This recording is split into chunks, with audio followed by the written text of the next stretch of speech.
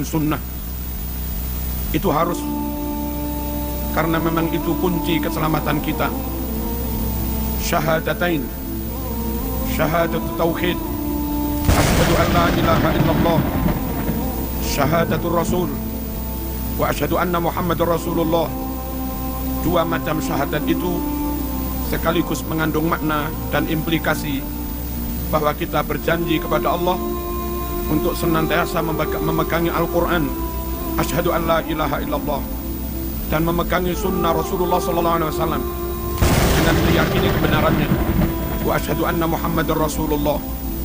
Selanjutnya Allah juga berfirman dalam Al-Quran, ya ayyuhalladzina amanu athi'ullah wa athi'ur rasul.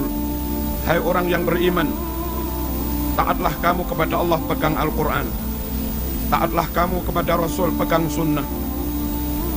Rasulullah SAW bersabda, sejatinya mentaati Rasul sama saja dengan mentaati Allah Subhanahu wa Ta'ala.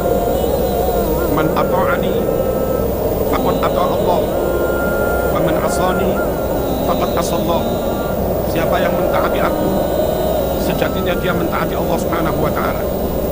Siapa yang menentang maksiat padaku, sejatinya dia juga maksiat pada Allah Subhanahu wa Ta'ala. Kaum muslimin rahmatullah, ketika Rasul menyebut al-ghuraba adalah orang-orang yang benar-benar beruntung, bejo dunia sampai akhirat. Tuba lil ghuraba, beruntung sekali para ghuraba.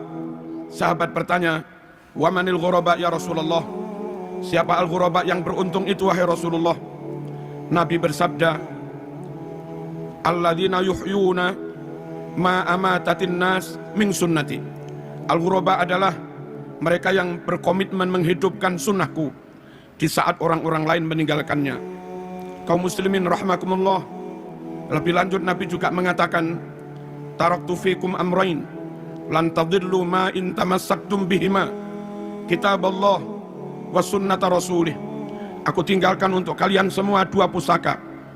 Jikalau kalian benar-benar pegangi dua pusaka itu, maka selamatlah kalian. Kalau tidak, maka celakalah kalian. Apa dua pusaka itu? Kitab Allah wa sunnata rasulih, Al-Quran dan sunnah.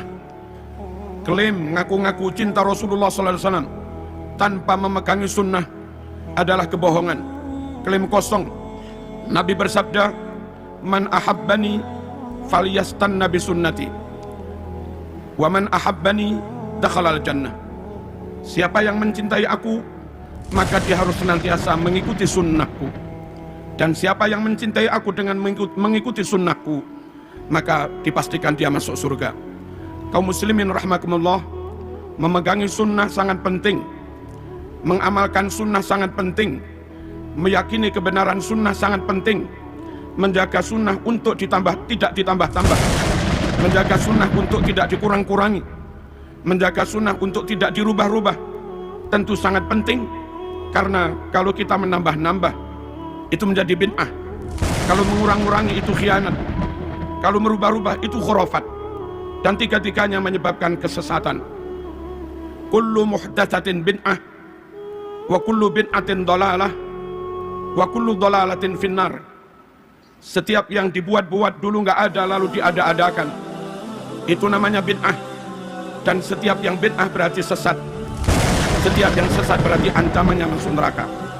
Kaum muslimin rahmakumullah, bagaimana menjaga sunnah supaya tetap utuh, ditambah tidak, dikurangi tidak, dirubah-rubah makna dan pemahamannya juga tidak.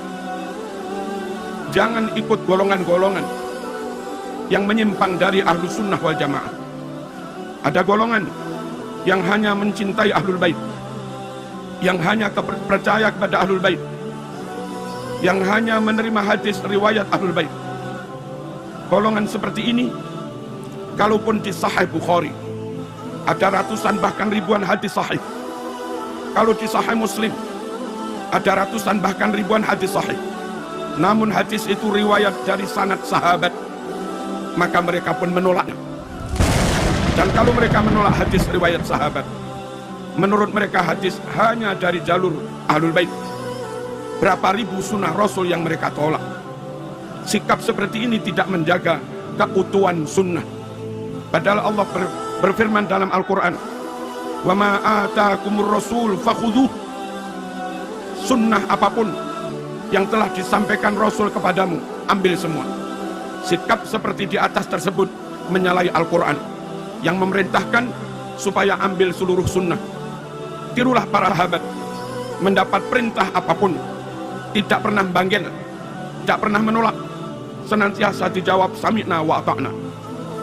Qalu sami'na wa ata'na ghufranaka rabbana wa ilaikal masir. Kaum muslimin rahimakumullah, ada juga golongan yang hanya percaya kepada sahabat. Mereka membenci ahlul bait, mereka menolak ahlul bait, mereka menolak hadis sahih sekalipun kalau itu riwayat ahlul bait. Lagi-lagi golongan seperti ini juga tidak menjaga keutuhan sunnah dengan menolak riwayat-riwayat ahlul bait.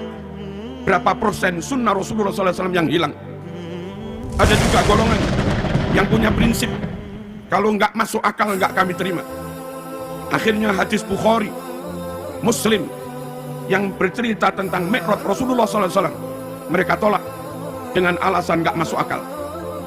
Hadis bahwasanya dari sela-sela jari Rasulullah SAW menyumber air itu ada di Bukhari Muslim, mereka juga menolaknya, alasan nggak masuk akal.